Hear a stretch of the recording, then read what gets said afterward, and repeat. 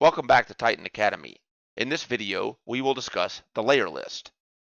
We'll cover what is the layer list, its main role in displaying the hierarchy in the page, changing the order of elements by dragging them in the list, the options in the item's right-click menu, how to use the layer list to control the visibility of items, how to move elements in front of or behind other elements, and how the layer list can be used separately for each page device version.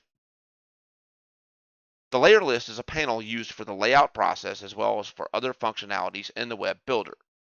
To access it, go to the View menu and select Show Layer List. The layer list shows the various strips, their columns, and the elements within. It also shows headers, footers, and modals. The layer list not only presents the current structure, but also allows you to change this structure by dragging items to a different position in the list. For example, I will drag the bottom strip to the top. Note how they change positions on the page. A right-click menu is available for each item in the list, allowing you to perform actions such as duplication, renaming the item in the list, or locking it from being moved.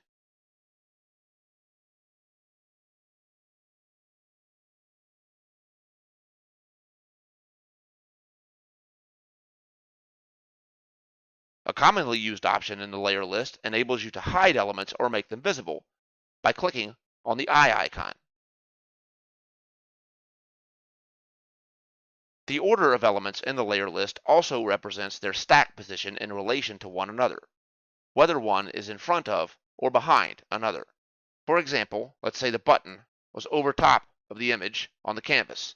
Because the button is above the image in the layer list, the button is shown in front.